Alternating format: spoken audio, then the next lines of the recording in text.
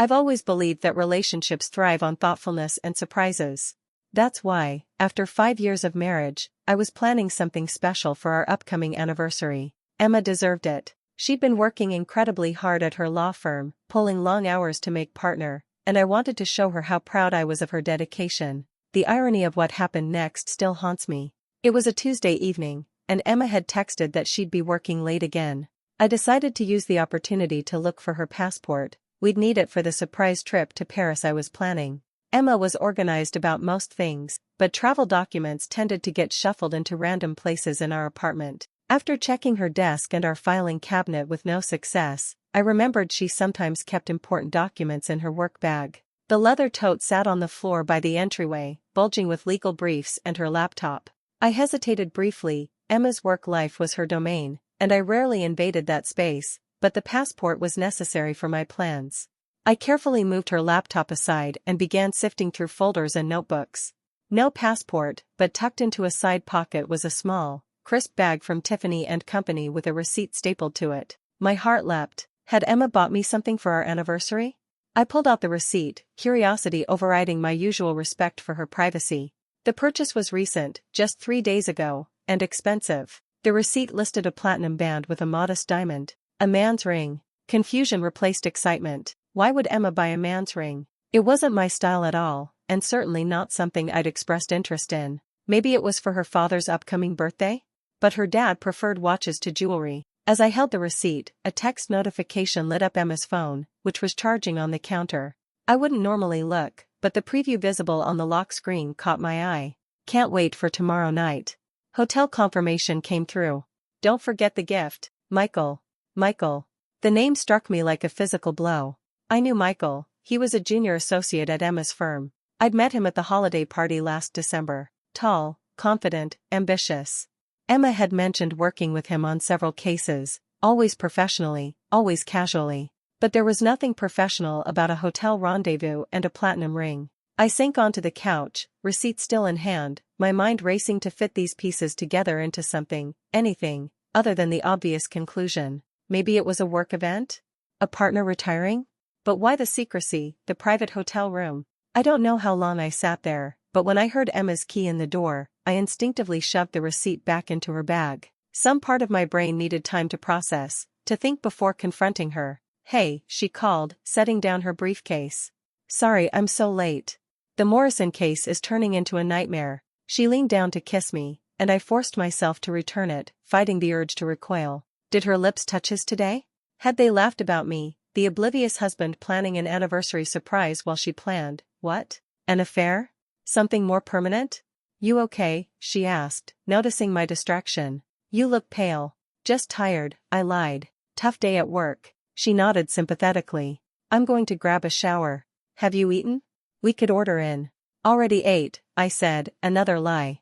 My appetite had vanished the moment I saw that receipt. As Emma showered, I pulled out my laptop, hands shaking slightly as I typed Michael into the search bar of her firm's website. There he was, Michael Donovan, associate, corporate law. Dark hair, perfect smile, a decade younger than me. The bio mentioned he'd joined the firm 2 years ago, specializing in mergers and acquisitions. Mergers. The irony wasn't lost on me. I closed the laptop as the shower turned off, no closer to understanding what I should do. Confront her immediately? Gather more evidence? Pretend I knew nothing until I could make a rational decision instead of an emotional one? By the time Emma emerged in her bathrobe, I had settled on the third option. I needed more information, and more importantly, I needed to be clear-headed when I got it. Early meeting tomorrow, she said, glancing at her phone. I should get some sleep.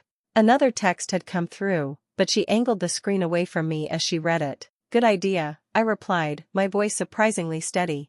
I'll be in soon. That night, lying beside my wife of 5 years, I felt a chasm open between us, a void filled with questions I wasn't yet ready to ask and answers I wasn't prepared to hear.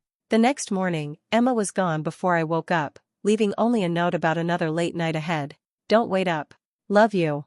The words seemed hollow now, performative rather than genuine. I called in sick to my marketing job, unable to face client meetings while my personal life imploded. Instead, I spent the day in a strange limbo of investigation and denial.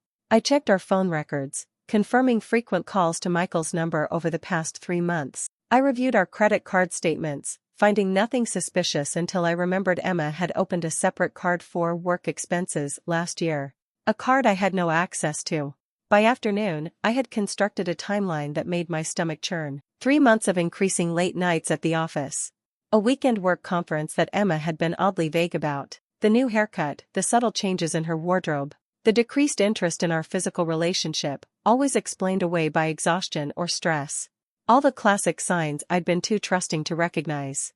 That evening, Emma texted that she'd be staying at a hotel near the office due to an early deposition the next day. The firm is covering it. No sense in commuting back and forth. Miss you.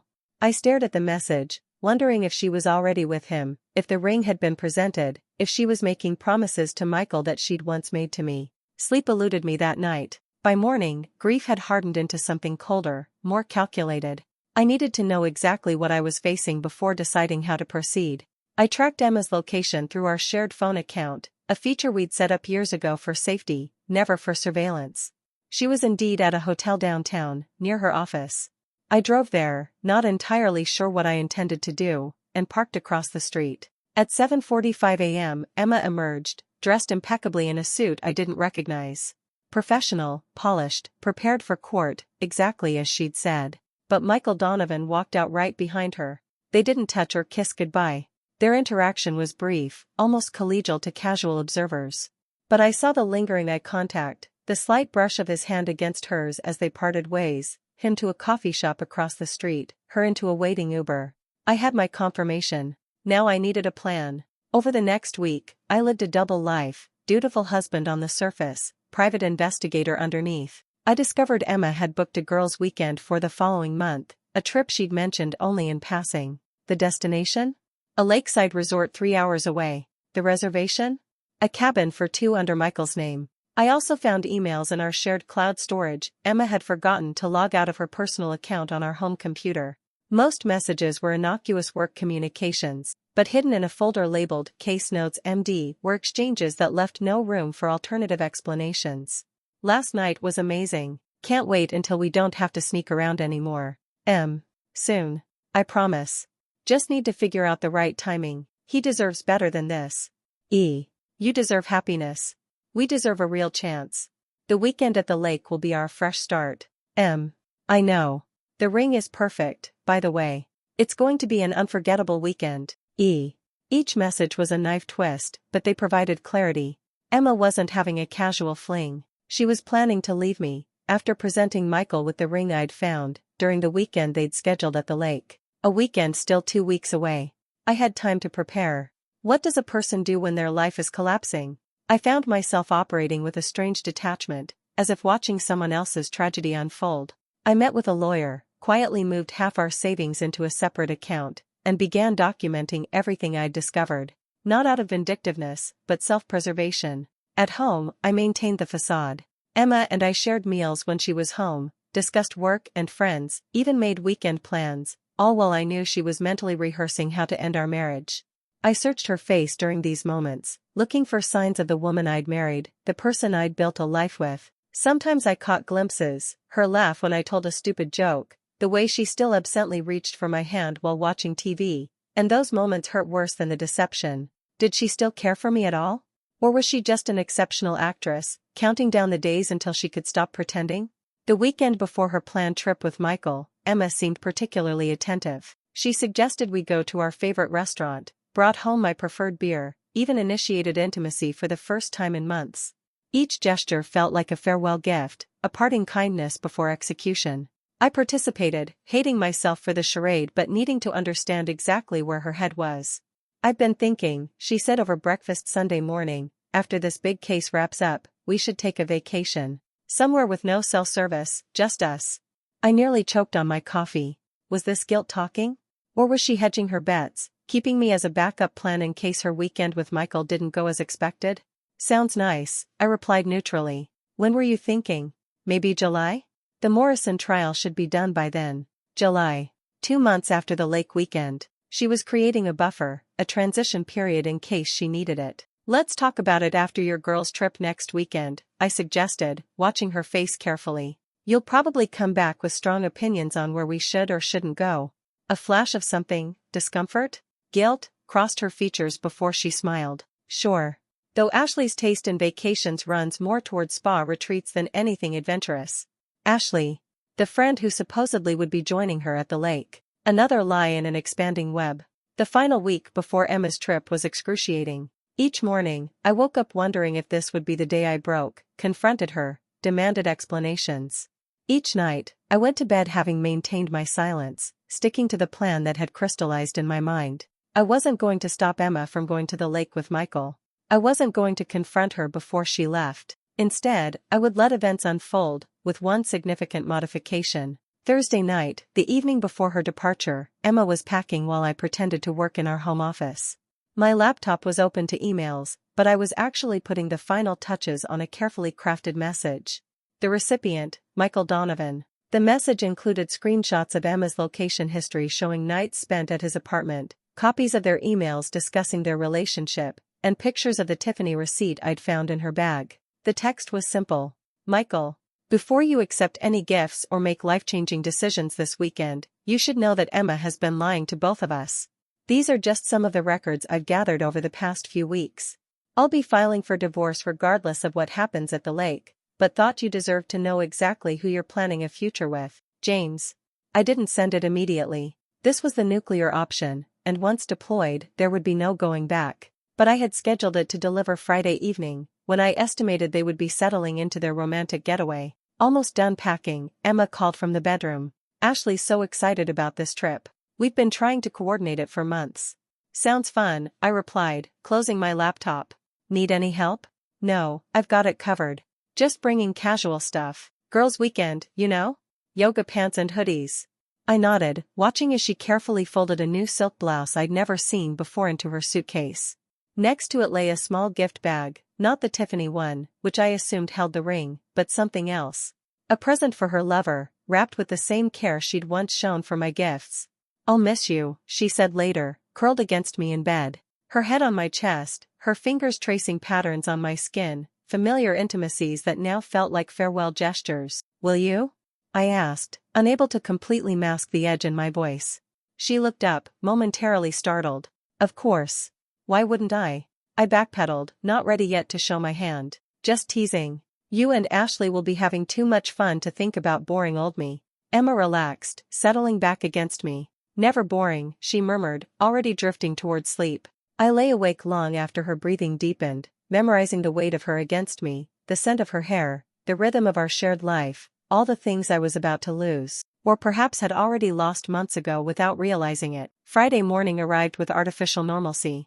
I made coffee while Emma finished packing. I kissed her goodbye at the door, accepting her light embrace and promises to text when she arrived safely. I watched from the window as her Uber pulled away, taking my wife to the man she planned to give a ring to, the man she intended to build a new life with. Then I returned to my laptop and confirmed the scheduled email to Michael. 6 p.m. Right around when they'd be having their first dinner at the lake, perhaps when Emma planned to present him with the ring. The perfect moment for truth to arrive uninvited. The day passed with excruciating slowness. I alternated between manic productivity, cleaning the apartment, organizing files, preparing for the aftermath, and periods of complete stillness, staring at walls that had witnessed 5 years of what I'd thought was a solid marriage. At 5:45, I checked the automated email one last time. My finger hovered over the cancel button for several long moments. Was I being vindictive? Was this the right approach? But then I remembered Emma's careful lies, her detailed deception, her willingness to maintain our marriage while planning its demolition. She had robbed me of agency, of dignity, of the ability to make informed choices about my own life. I let the email send. At 6:17, my phone rang, Emma's number. I let it go to voicemail. It rang again immediately. And again. The fourth time, I answered. How could you? Her voice was raw, shaking with emotion. How long have you known? Why didn't you say anything? Why didn't you? I countered, surprising myself with the calmness in my tone. When exactly were you planning to tell me our marriage was over? Before or after you gave Michael his ring? James, please. Please what, Emma? Please forget you've been lying to me for months. Please understand why you were planning to blindside me after your romantic weekend. What exactly are you asking for here? I heard her inhale sharply, then the muffled sound of her covering the phone while speaking to someone else. Michael, presumably, still present despite my revelation. That told me something important. He hadn't immediately walked away. I need to come home, she said finally. We need to talk about this face to face. There's nothing to talk about. Your bags are packed, stay for your weekend as planned. I'll be gone when you return on Sunday. My lawyer will contact you next week. Don't do this, Emma pleaded, her voice cracking. At least let me explain. Explain what? The receipts? The hotel rooms? The secret email exchanges? The elaborate lies about girls' weekends and work conferences? My carefully maintained composure was slipping. Or maybe explain the ring, Emma. The one you bought for another man while sleeping in our bed. Silence stretched between us, filled only with her uneven breathing. I'm sorry, she finally whispered. I never meant for this to happen. No one ever does, I replied. Goodbye, Emma. I ended the call and turned off my phone. What happened next at the lake, I pieced together later through mutual friends and social media. Apparently, my email had arrived just as Emma was preparing to give Michael the ring, not as a proposal from her to him, as I'd assumed, but as a promise of her commitment once she'd handled things with James. Michael, confronted with evidence of her deception, had not reacted well. There had been a very public argument at the lakeside restaurant, with Emma chasing him into the parking lot, begging him to understand. By Saturday morning, Michael had checked out of their cabin, leaving Emma alone with her weekend luggage and the ring that was meant to symbolize their future. She'd driven back to the city immediately, but I was already gone from our apartment, having packed essential items and checked into a hotel across town. Over the following weeks, the practical dismantling of our marriage proceeded with surprising efficiency. Emma didn't contest the divorce terms my lawyer proposed.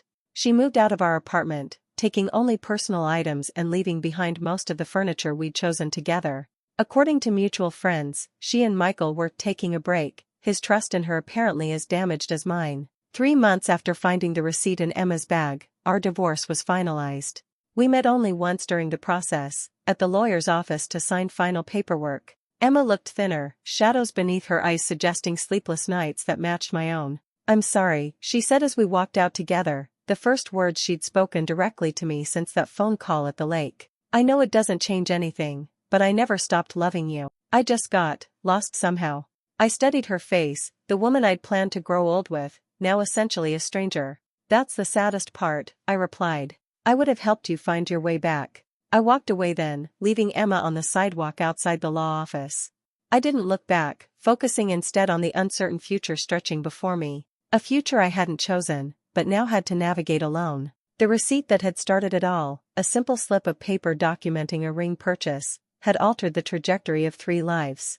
Emma had lost both her husband and the man she'd planned to replace him with. Michael had discovered the woman he was building dreams around was capable of elaborate deception. And I had lost faith in my own judgment, in my ability to recognize authenticity in the person closest to me. Sometimes I wonder what would have happened if I'd never looked in Emma's bag that Tuesday evening. Would she have gone through with her plan? Would I have been blindsided by her departure after her girls' weekend?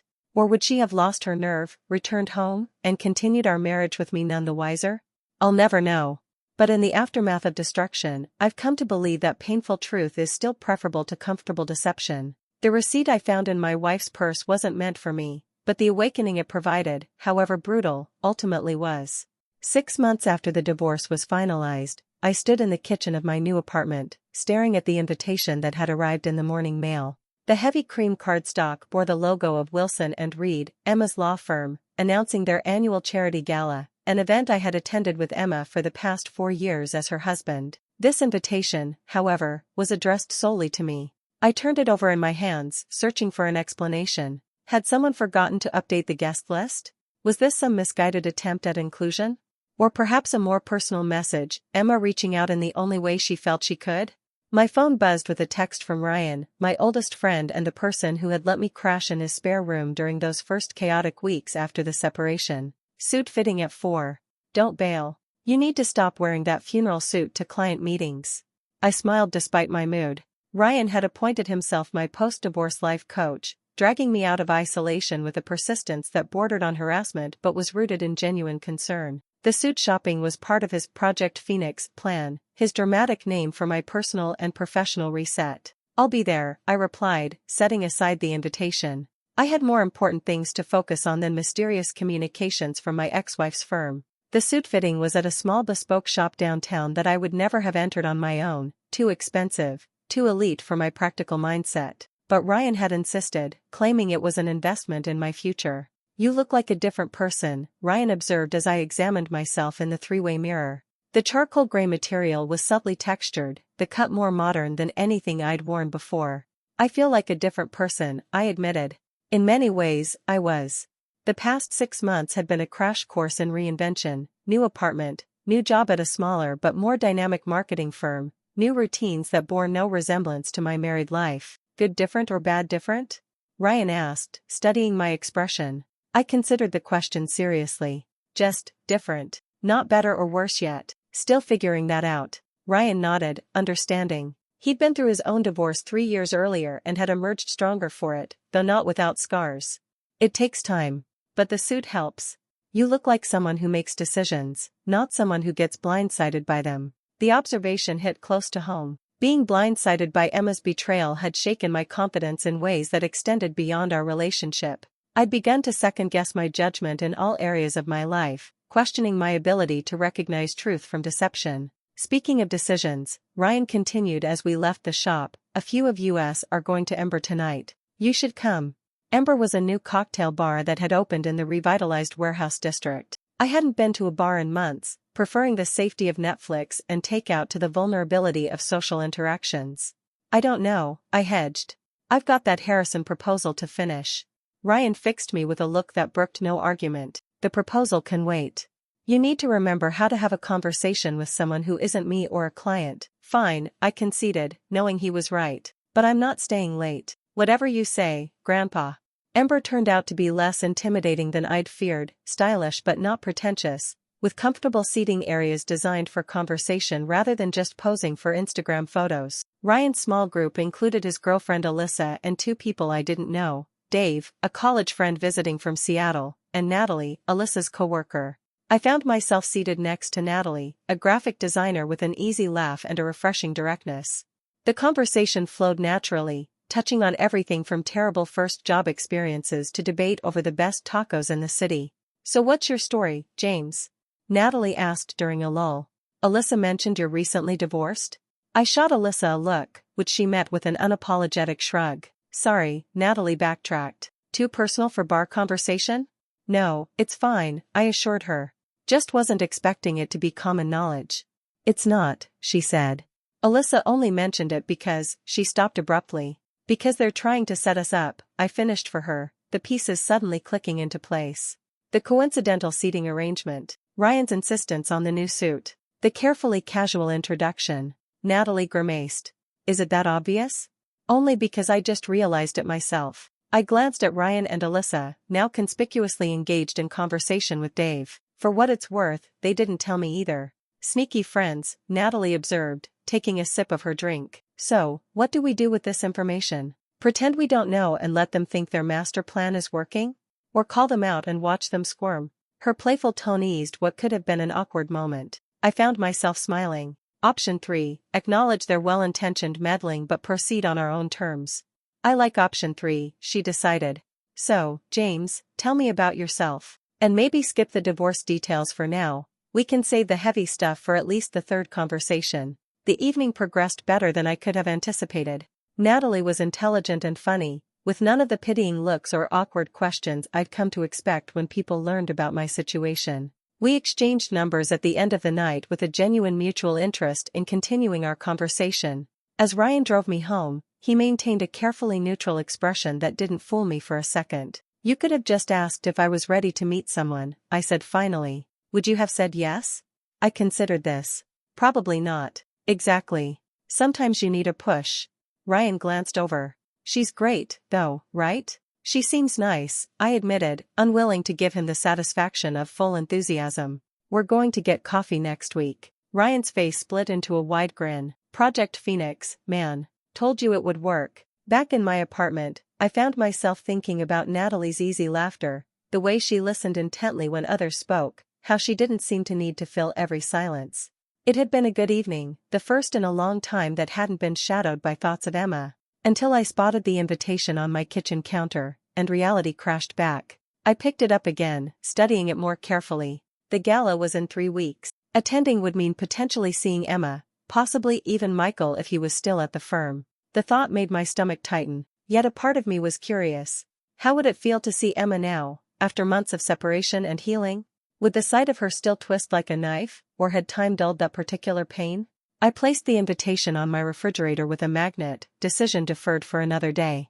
The coffee date with Natalie went well, despite my initial nervousness. We met at a small cafe halfway between our offices, the kind of place that took coffee seriously without being pretentious about it. Full disclosure, she said after we'd exchanged pleasantries, I looked up your work portfolio online. That campaign you did for Westlake Children's Hospital was brilliant. Thanks, I replied, oddly touched that she'd taken the time to research my professional work. It was a passion project. The creative director almost didn't approve the concept, thought it was too understated for a major donor drive. But it wasn't about flash, it was about emotional connection, Natalie observed. You made people feel something authentic instead of just bombarding them with dramatic statistics. Her insight into my creative approach sparked a conversation about authenticity in marketing that carried us through 2 coffee refills.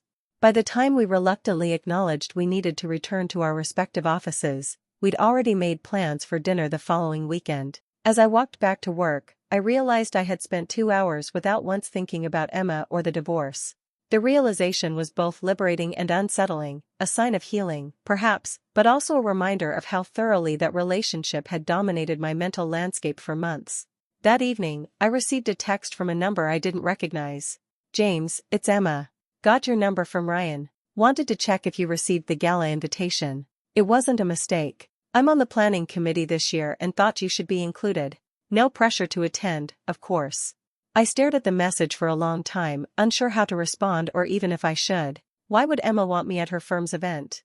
The last time we'd spoken had been at the lawyer's office, that brief exchange that had offered closure but no real reconciliation. Eventually, I typed a response. I got it. Still deciding. Thanks for the clarification. Her reply came quickly. Understand completely. If you do decide to come, I promise it won't be awkward. I just thought you might enjoy seeing some of the people you met over the years. Many have asked about you. I didn't respond, unsure what to make of this overture. Was it purely professional courtesy? A tentative olive branch?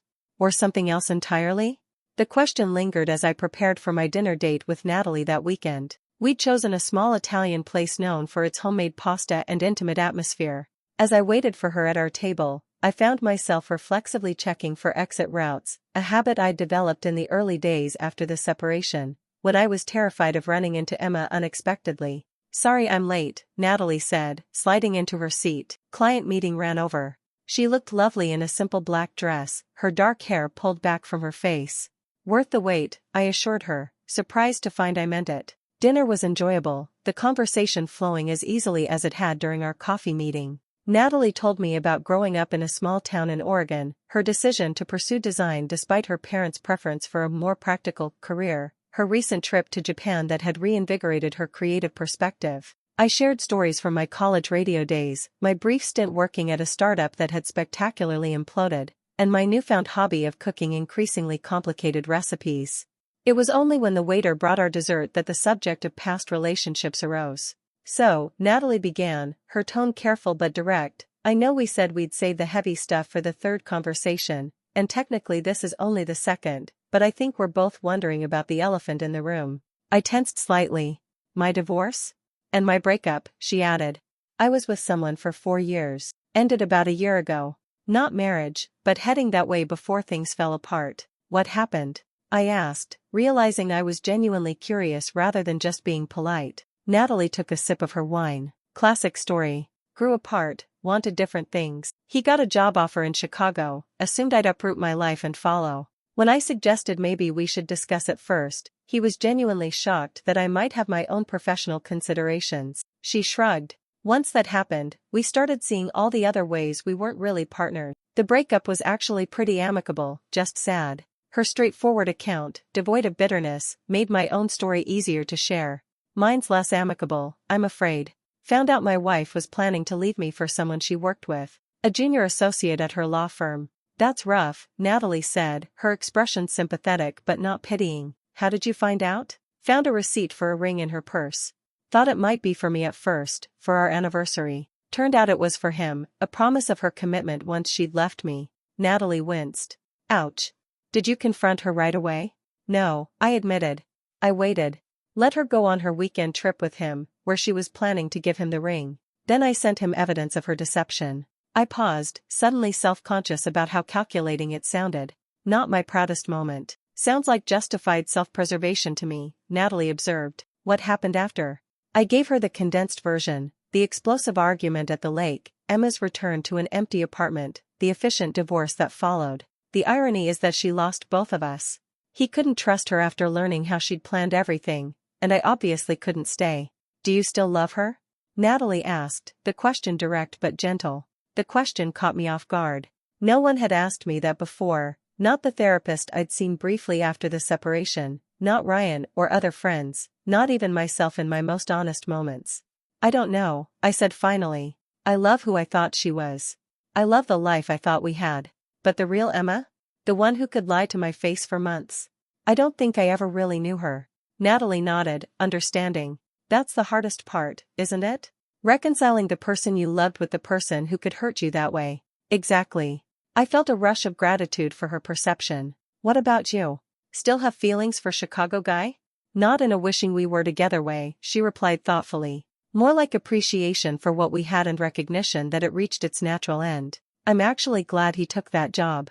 We both needed the clean break to move forward. The rest of the evening continued in the same vein, honest conversation balanced with lighter moments, neither of us pretending to be further along in our healing than we actually were. When I walked her to her car after dinner, the goodnight kiss felt natural rather than forced, a genuine expression of connection rather than obligation. As I drove home, I realized I'd enjoyed myself without the constant mental comparison to my life with Emma that had plagued previous social interactions. Progress, albeit slow and uneven. My phone buzzed with a text from Natalie, "Thanks for tonight." Turns out the third conversation rule was unnecessary. Looking forward to number 3 anyway. I smiled, typing back, "Same. How about next Friday?" The following days fell into a pleasant rhythm of work, occasional texts with Natalie, and continued progress on what Ryan insisted on calling Project Phoenix. I bought new furniture for my apartment, finally replacing the hastily acquired basics with pieces that reflected my actual taste. I joined a weekend hiking group, rediscovering my love for outdoor activities that had fallen by the wayside during the later years of my marriage. And I found myself increasingly drawn to the gala invitation still magnet to my refrigerator. "You should go," Ryan said when I mentioned it during our weekly basketball game. We were taking a water break, both of us winded after an hour of one-on-one. "Show Emma you've moved on. Take Natalie." I shook my head. Too soon to drag Natalie into my complicated past. And I'm not sure I have moved on enough to face Emma without it being weird. Only one way to find out, Ryan pointed out, dribbling the ball idly. Besides, didn't you say those charity events were always good networking opportunities? Your professional life shouldn't suffer because your personal life hit a rough patch. He had a point. Wilson and Reed's annual gala was attended by most of the city's business elite, potential clients for my new firm, people who could advance my career. Avoiding it solely because of Emma seemed like surrendering professional opportunities to past hurt. "I'll think about it," I promised. That night, after my third date with Natalie, a gallery opening followed by late dinner at a tiny tapas place, I finally sent Emma a response. "I'll attend the gala. Thanks for including me in the invitation." Her reply came the next morning. "Great. I've added you to the final guest list. Just so you know, I'll be there with work obligations most of the evening, so please don't feel awkward about attending. Looking forward to seeing you there." The message was polite, professional, without any hint of our shared history. It was exactly the right tone, and yet it left me feeling oddly hollow, as if the 5 years of our marriage had been reduced to a collegial networking event. The night of the gala arrived with unexpected speed. I dressed carefully in my new suit, taking more time with my appearance than I had in months. The reflection that greeted me in the mirror looked confident, put together, someone who made decisions rather than someone who got blindsided by them, as Ryan had observed. The event was held at the Grand Meridian Hotel, the same venue as previous years. As I handed my keys to the valet, I experienced a disorienting moment of déjà vu. How many times had Emma and I arrived here together, her in an elegant dress, me adjusting my tie as we walked toward the entrance? The ballroom was elegantly decorated, soft lighting creating a warm atmosphere despite the formal setting. I recognized many faces, clients of the firm, local business leaders, the senior partners Emma had always been careful to impress. Several people greeted me with surprise and what seemed like genuine pleasure, asking about my new job and expressing vague condolences about the divorce that had apparently become common knowledge in this circle. I was at the bar, ordering a whiskey, when I finally saw her. Emma stood across the room in a dark blue dress, her hair shorter than when we were married, styled in a way that emphasized her cheekbones. She was speaking with Judge Harriman, one of the firm's most valued connections, her expression animated in the way it always was when she was networking. She looked happy, confident, untroubled by the past that still occasionally kept me awake at night. As if sensing my gaze, she glanced in my direction. Our eyes met briefly, and she offered a small, professional smile before returning her attention to the judge. The interaction lasted seconds but left me feeling oddly unsettled. I spent the next hour circulating through the room, engaging in the kind of polite small talk these events required. Several potential clients expressed interest in my new firm's approach, and I exchanged business cards with promises of follow-up meetings. It was productive, exactly as Ryan had predicted, yet I remained acutely aware of Emma's location throughout the evening, tracking her movements peripherally as she fulfilled her committee responsibilities. It was near the dessert service when she finally approached me directly, 2 glasses of champagne in hand. "James," she said, offering one to me. "Thanks for coming. I hope it hasn't been too uncomfortable." I accepted the glass, noting the careful distance she maintained between us. "It's fine. Good networking opportunity." She nodded, taking a sip of her champagne. Up close, I could see subtle changes in her appearance beyond the haircut, a new intensity in her eyes, a slight tightness around her mouth that hadn't been there before. "You look well," she observed. "The new firm is good for you?" "Very," I confirmed. "Smaller team, more creative freedom." "You? Made partner yet?" "Not yet. Next round of considerations is in January." She hesitated, then added, "I'm the lead on the Carson merger now. The one I was second chair on when." She trailed off, the unspoken reference to our separation hanging in the air. "Congratulations," I said, meaning it. The Carson case had been her obsession during those final months. The reason for many of the late nights I now knew had been spent with Michael. "That's a significant responsibility." "It is," she agreed. "Listen, James, I'm glad we can be civil. I know you had every right to hate me after what happened." "I don't hate you," I said, surprising myself with the realization that it was true. "I'm still processing everything, but hatred takes too much energy." Relief flickered across her features. Thank you. "I've been seeing someone, a therapist," she clarified quickly. "Trying to understand why I made the choices I did. It's been illuminating, if not particularly flattering." I wasn't sure how to respond to this unexpected vulnerability. Part of me appreciated her effort at self-reflection, while another part felt it was too little, too late. "I hope it helps," I said finally. "It has." She glanced around the room, then back to me. "Is there someone new in your life? You seem different, more settled than the last time I saw you." The question caught me off guard. I thought about Natalie, our 3 enjoyable dates, the easy connection, the potential for something meaningful. But it felt too new, too fragile to discuss with Emma. "I'm focusing on myself right now," I said, not quite a lie but not the full truth either. "Rebuilding." Emma nodded, a flash of something like regret crossing her face. "You deserve happiness, James." "I mean that." Before I could respond, a voice called her name from across the room, one of the senior partners gesturing urgently. "Duty calls," she said with a rueful smile. "Thanks again for coming. It means a lot." She squeezed my arm briefly, the first physical contact since our divorce, and then she was gone, moving efficiently through the crowd toward her colleague. I remained in place, champagne in hand, processing the interaction. It had been civil, even warm in places, without the awkwardness I had feared. Yet underneath the pleasantries had been an ocean of unspoken words, questions that would likely never be answered, explanations that would never fully satisfy. As I watched Emma seamlessly integrate back into her professional persona, I realized something important. I no longer needed those answers.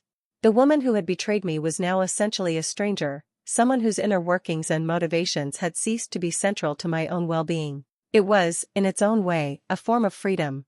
I finished my champagne and decided it was time to leave. I had accomplished what I came for, networked, demonstrated my continued professional relevance, and faced Emma without emotional collapse. A successful evening by any measure.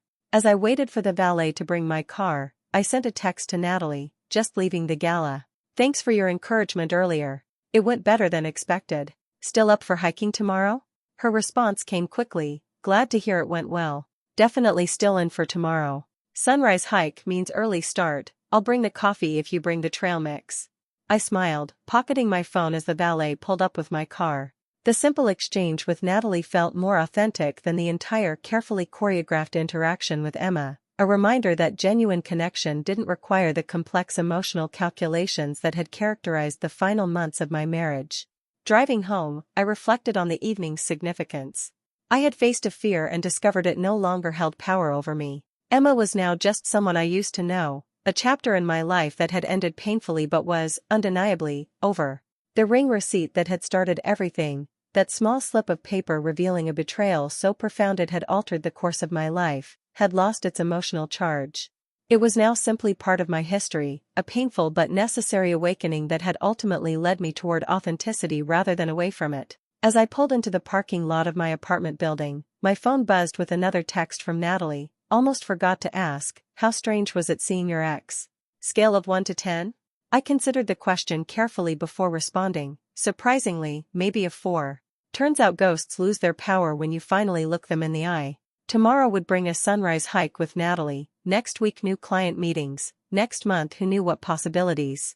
For the first time since finding that receipt in Emma's bag, I was genuinely curious to discover what came next, no longer defined by what I had lost, but by what I might yet find. 1 year after attending the Wilson and Reed Gala, I sat on the patio of my apartment watching the sunset with Natalie beside me. Her head rested comfortably against my shoulder, our fingers intertwined in a casual intimacy that had developed naturally over months of dating. "Penny for your thoughts," she said, noticing my contemplative mood.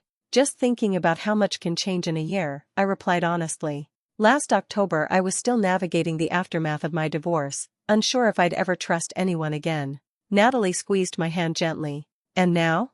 "Now I'm here with you, planning a future, actually excited about possibilities rather than dreading them." It wasn't hyperbole.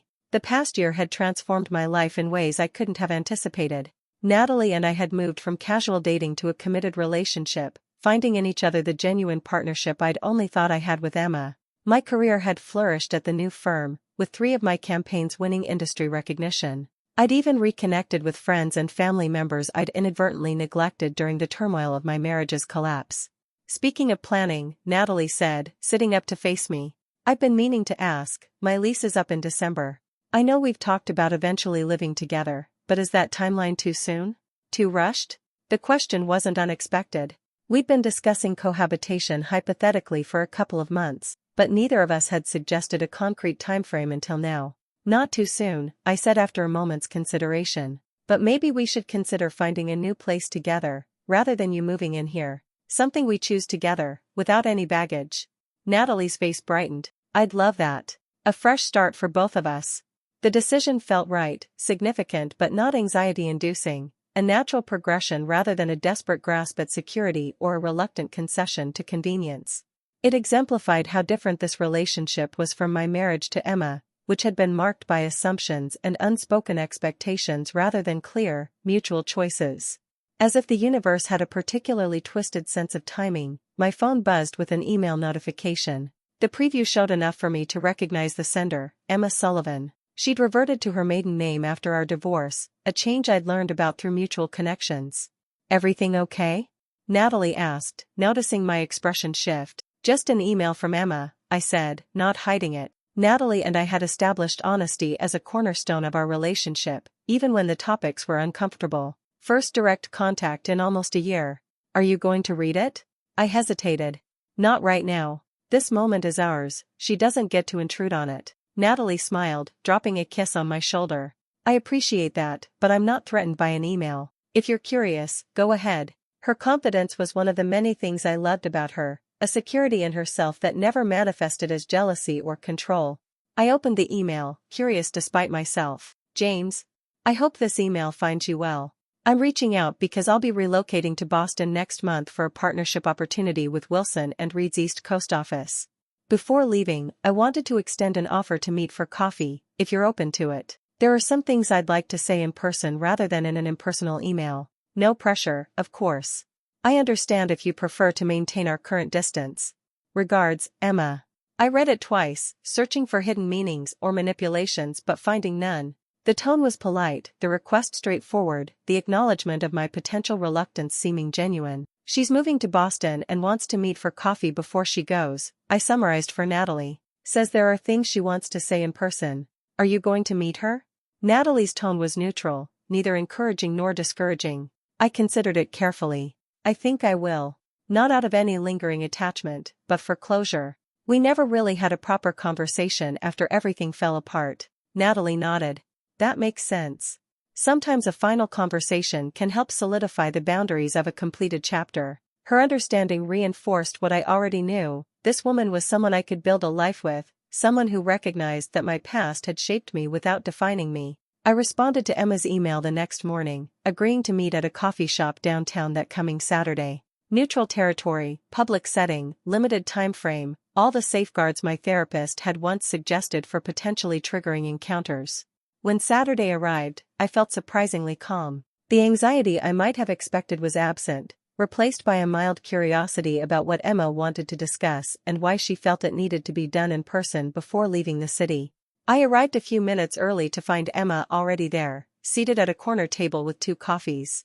She'd remembered how I took mine, black, no sugar, a detail that once would have touched me but now registered simply as the residue of 5 years of marriage. "James," she said, rising slightly as I approached. "Thank you for coming." "Of course," I replied, taking the seat opposite her. She looked well, her professional polish intact, though there was a new softness to her features that hadn't been there during our marriage, a slight relaxation of the perpetual tension she'd carried while striving for partner. "Boston," I said after a brief silence. "Congratulations. That's a significant opportunity." "Thank you. It's a chance to specialize in merger litigation without the baggage of my history here." She took a careful sip of her coffee. "I wanted to see you because I'm finally at a place where I can articulate some things that I couldn't before." I nodded, giving her space to continue. "First, I want you to know that what happened wasn't about you, not really. It was about my own insecurities, my fear of vulnerability, my pattern of sabotaging anything that felt too secure." She met my eyes directly. "The therapist I've been seeing helped me recognize that I've always equated intensity with love, drama with passion. Our marriage was solid, comfortable, supportive, all the things that should have made me happy but instead triggered my self-destructive patterns." "Why Michael?" I asked, the question that had lingered despite my progress in moving forward. Emma sighed. "Because he represented everything our relationship wasn't: risky, exciting, forbidden. Because the sneaking around created artificial intensity. Because he admired me without really knowing me, which meant I could be whoever I wanted to be with him." She paused. "It was never about love, though I convinced myself it was at the time." Her honesty was unexpected. During our marriage, Emma had rarely admitted to flaws or mistakes, always projecting a carefully curated image of confident competence. What happened with him? After everything? I hadn't kept tabs on their relationship, purposely avoiding information that might reopen healing wounds. "It imploded a few weeks after your email exposed everything," she said simply. "Once the secrecy was gone, so was the appeal. Plus, he never trusted me again, kept checking my phone, questioning my late nights at work." The irony wasn't lost on me. I nodded, understanding the symmetry. She had destroyed my trust in her, only to have Michael's trust in her destroyed as well. "I'm not telling you this to win sympathy or forgiveness," Emma continued. "I just wanted you to know that I've done the work to understand why I hurt someone who only ever showed me love and support. It matters to me that you know it wasn't because you were lacking in any way." The words touched something in me, not reopening old wounds but perhaps helping to finally close them. For months after discovering her betrayal, I had questioned what I had done wrong, what inadequacy or failure on my part had driven her to seek connection elsewhere. Her acknowledgement that the fault lay in her own issues rather than my shortcomings offered a validation I hadn't realized I still needed. "Thank you for that," I said sincerely. "It helps." "There's one other thing," she said, reaching into her bag. "I've held on to this for too long, and it's time I returned it to you." She placed a small velvet box on the table between us. I recognized it immediately, the container that had once held the ring she'd purchased for Michael, the discovery that had unraveled our marriage. "I found it while packing," Emma explained, seeing my confusion. "After everything fell apart at the lake, I put it away and honestly forgot about it until I was sorting through old boxes. It seemed wrong to keep it, wrong to sell it, wrong to throw it away. I thought maybe you could decide what should happen to it." I stared at the box, feeling a strange detachment. This small object had once represented ultimate betrayal, the physical evidence of Emma's planned deception. Now it was just a thing. A relic from a past life that no longer held power over me. I appreciate the gesture, I said carefully, but I don't want it. Whatever you decide to do with it is fine. Donate it, sell it, whatever feels right to you. Emma nodded, returning the box to her bag. I understand. I just wanted to give you the option. She hesitated. There's one last thing I wanted to say before I leave for Boston. I know it's far too late, and I know you've moved on, but I am truly sorry for the pain I caused you. You deserved better. The apology was simple, unadorned with justifications or qualifications, just a straightforward acknowledgement of harm caused and regret felt. I accept your apology, I said after a moment, and I wish you well in Boston. I hope you find whatever it is you're looking for. We didn't linger after that, both recognizing that we'd said what needed to be said. As we stood to leave, Emma offered her hand, a formal gesture that acknowledged the distance between who we had been to each other and who we were now. Goodbye, James. Take care of yourself. You too, Emma. Good luck with the new position. Walking back to my car, I felt a lightness that surprised me. The conversation hadn't erased the past or undone the harm, but it had provided something I hadn't realized I was missing: context, understanding, and a final period at the end of a complicated sentence. When I arrived home, Natalie was curled up on my couch with her laptop, working on designs for a new client. She looked up as I entered, her expression curious but patient. How was it? She asked simply. Surprisingly helpful, I admitted, sitting beside her. She apologized, really apologized, not the kind with excuses attached. Explained some things about why she made the choices she did. It wasn't about rebuilding anything between us, just cleaning up loose ends before she leaves town. Natalie nodded, setting aside her laptop to give me her full attention. I'm glad it was positive. Did it bring up any difficult feelings? I considered the question seriously. Not in the way you might think. Mostly I just felt confirmation that I've moved on. That chapter is truly closed. Good, she said, leaning forward to kiss me gently. Because I spent the morning looking at apartment listings, and I think I found a few we should check out this week. The easy transition from my past to our future felt exactly right, acknowledging what had happened without dwelling on it, focusing instead on the life we were building together. 3 months later, Natalie and I moved into a loft downtown, a space neither of us had lived in before, with room for both her artwork and my growing collection of vinyl records. The process of combining our lives unfolded organically, with open discussions about expectations, boundaries, and shared responsibilities. One evening, as we unpacked the last of our boxes, Natalie discovered a small package tucked among my things, wrapped in simple brown paper with my name written in familiar handwriting. This was mixed in with the kitchen stuff, she said, handing it to me. Looks like it's from Emma, that's her handwriting, right? I nodded, surprised. The package must have been delivered to my previous apartment and packed away during the move. I opened it carefully to find a leather-bound journal and a brief note. James. This journal belonged to my grandfather. He used it to record his thoughts during difficult transitions in his life, finding clarity through the process of writing things down. It helped him make peace with his past while moving toward his future. I thought you might appreciate it more than I ever did. Consider it a belated apology gift, not to erase what happened, but to acknowledge that even painful endings can lead to new beginnings. I'm settling into Boston and wanted you to know I'm doing well. I hope you are too. Emma. The journal was beautiful, aged leather with handmade paper inside, some pages filled with elegant script that must have been her grandfather's, many more left blank. That's a thoughtful gift, Natalie observed, reading the note over my shoulder. Are you going to use it? I ran my fingers over the leather cover, considering. I think I might. Not to dwell on the past, but maybe to document this new chapter we're starting. That night, after Natalie had fallen asleep, I sat at our new kitchen counter and opened the journal to the first blank page. I hesitated only briefly before beginning to write. When I found a ring receipt in my wife's purse 2 years ago, I thought my life was ending. The foundation I'd built my future on had crumbled, leaving me unmoored and uncertain of everything I thought I knew.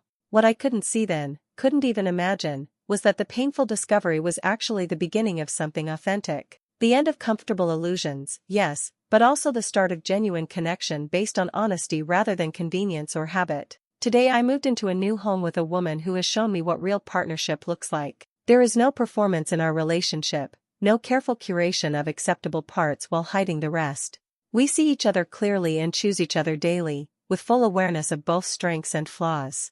The receipt that once symbolized ultimate betrayal now represents a necessary awakening. Without that painful moment of clarity, I might never have recognized what was missing in my marriage, might never have demanded more from my relationships and from myself. Emma is in Boston now, rebuilding her life as I've rebuilt mine. There is no lingering bitterness, just acknowledgement that we were not meant to be each other's final chapter. The ring she bought for another man never served its intended purpose.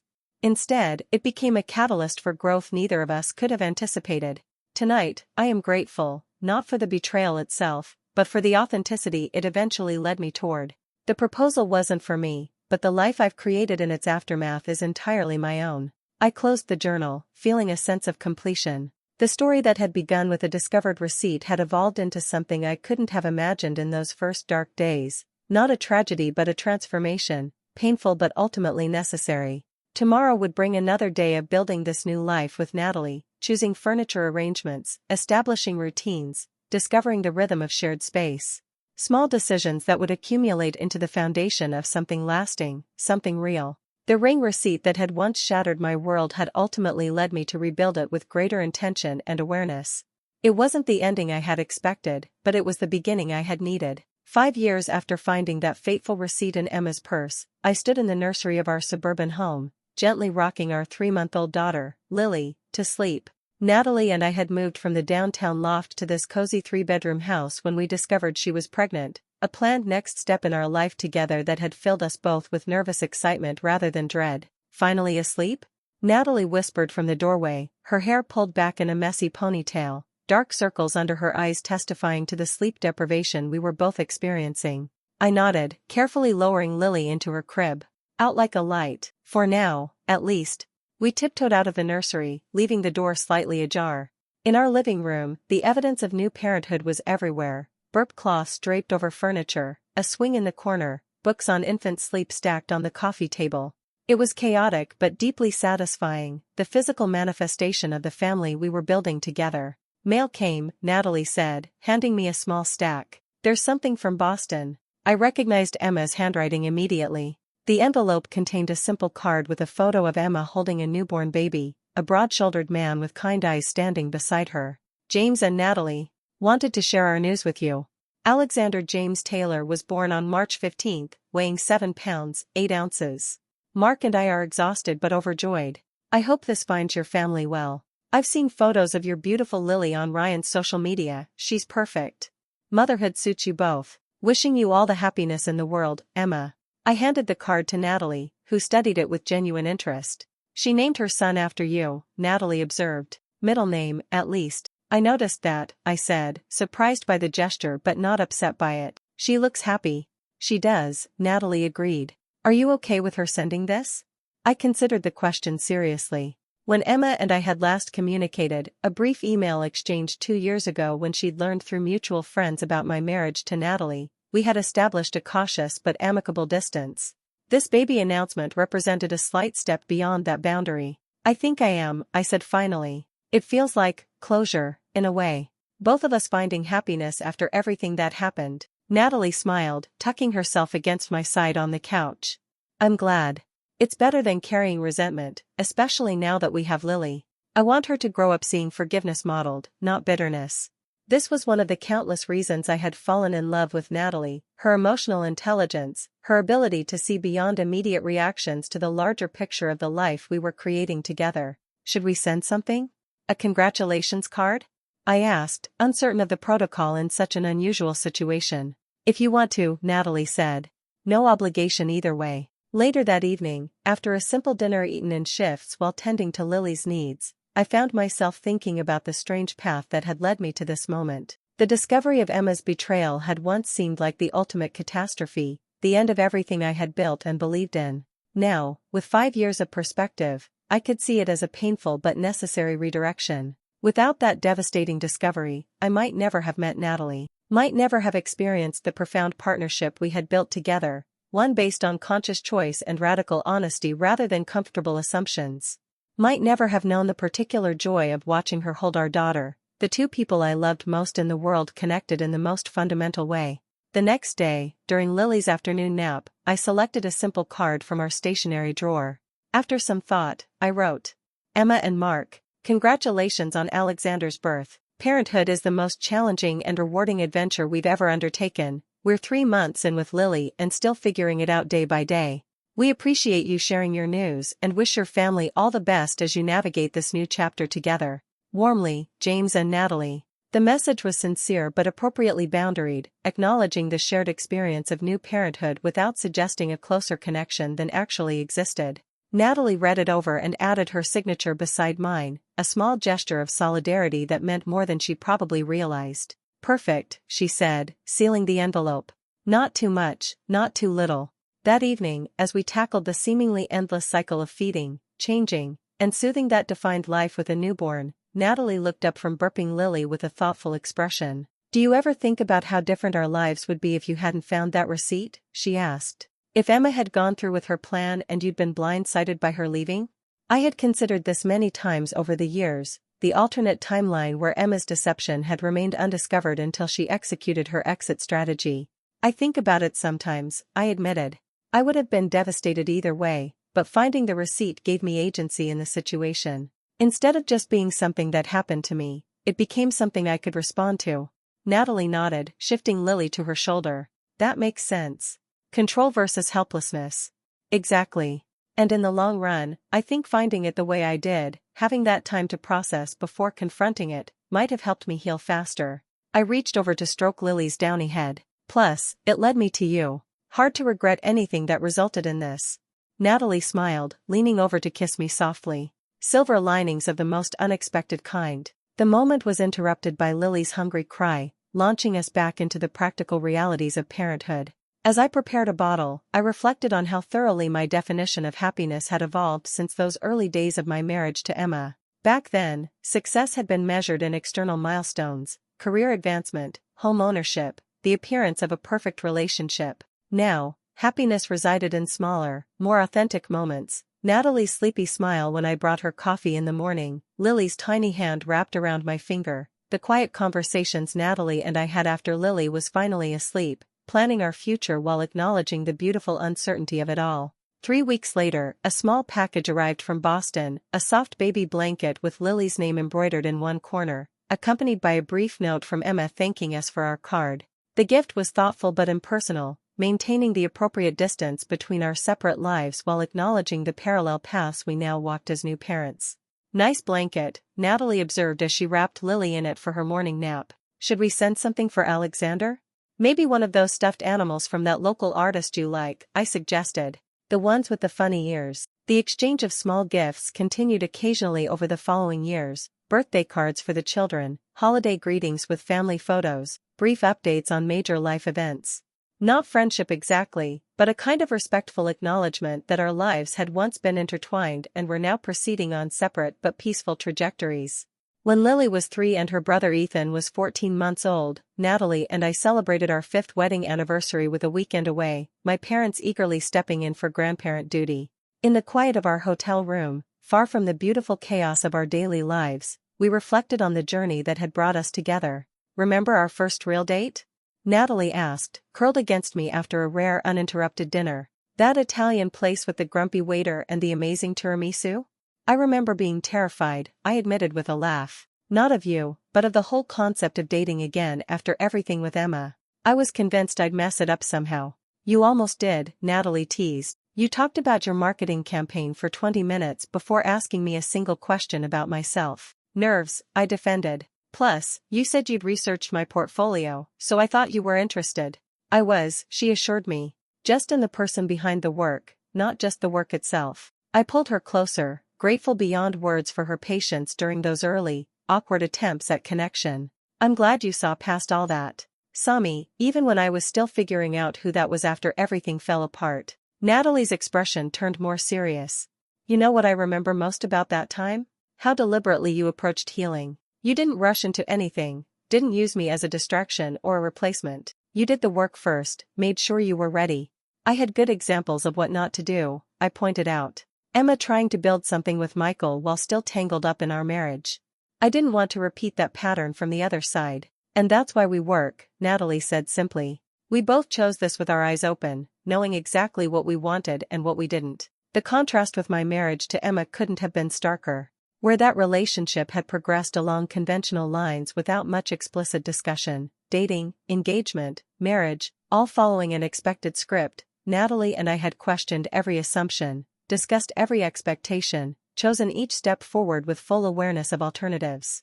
When we returned home to our children, I found myself appreciating anew the life we had built together. Our house was modest compared to the one I'd shared with Emma, our schedules more constrained by the practical realities of parenthood, our daily existence less outwardly impressive in many ways. But beneath the surface was a foundation of authentic connection that made even the most challenging days meaningful. 7 years after finding that receipt in Emma's purse, I received an unexpected email. Emma's law firm was opening a branch in our city, and she would be relocating back with her family to head the new office. The message was professional, a courtesy heads-up rather than a request for reconnection, acknowledging that our city was not large enough to guarantee we wouldn't encounter each other eventually. "How do you feel about that?" Natalie asked when I showed her the email that evening, after the kids were asleep. I considered the question carefully. "Neutral, I think. It's been so long, and our lives are completely separate now. If we run into each other at school functions or community events someday, it won't be a big deal." Natalie studied my face, always perceptive about emotional undercurrents I might not be fully acknowledging. "You're sure? No lingering issues that might surface if she's suddenly around more?" "I'm sure," I said, realizing as I spoke that it was entirely true. What happened between Emma and me feels like another lifetime ago, important to my development as a person, but no longer actively painful or even particularly relevant to daily life. Natalie nodded, apparently satisfied with both my words and what she read in my expression. "Then we'll handle it like adults if and when our paths cross. No drama necessary." Her matter-of-fact approach was exactly why our relationship worked so well. No unnecessary complications, no manufactured emotion, just practical navigation of life's inevitable complexities. 2 months later, at Lily's kindergarten orientation, I spotted Emma across the room, her son, who looked remarkably like her, clutching her hand with the typical nervousness of a child facing a new experience. Our eyes met briefly, and she offered a small, polite smile that I returned before focusing back on Lily's excited chatter about her new classroom. Later, as parents mingled in the hallway while children explored their classrooms, Emma approached with her son in tow. "James, hi," she said, her tone friendly but appropriately reserved. "This is Alex. Alex, this is Mr. Hayes, an old friend of Mommy's." The simplified explanation seemed appropriate for the setting and the children's age. I introduced Lily, who was too excited about her new desk to pay much attention to adult conversations. "Natalie couldn't make it?" Emma asked, clearly aware of my family situation through our limited correspondence over the years. "She's home with Ethan, he's got a cold," I explained. "How are you settling in? The move go okay?"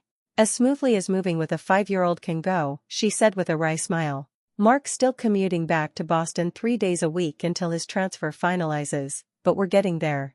The conversation remained in this vein, polite, superficial, appropriate to the context. Neither of us acknowledged our shared history or made reference to the complex path that had led us both to this elementary school hallway with our respective children. It wasn't necessary. We were simply two parents navigating the milestone of a child starting kindergarten, our previous connection relevant only as background context for current civility. As we parted ways, Emma touched my arm briefly. "It's good to see you doing well, James." "Truly. You too, Emma," I replied, meaning it. The anger and hurt that had once defined my feelings toward her had long since transformed into something more neutral, not friendship or warmth, exactly, but an acceptance that we had both found our way to lives that suited us better than the one we had shared. That evening, as Natalie and I prepared dinner with Ethan helping from his high chair and Lily recounting every detail of her classroom exploration, I found myself profoundly grateful for the strange, painful path that had led me here. The receipt I had found in Emma's purse had seemed, in that moment, like the end of everything, the physical evidence of ultimate betrayal, the catalyst for my life's unraveling. Instead, it had become the first step toward authentic happiness, painful but necessary, like setting a broken bone to allow proper healing. Emma had intended that ring for another man, a symbolic promise of a future built on the ashes of our marriage. The irony was that the discovery had ultimately freed both of us to find partnerships better suited to who we truly were rather than who we pretended to be.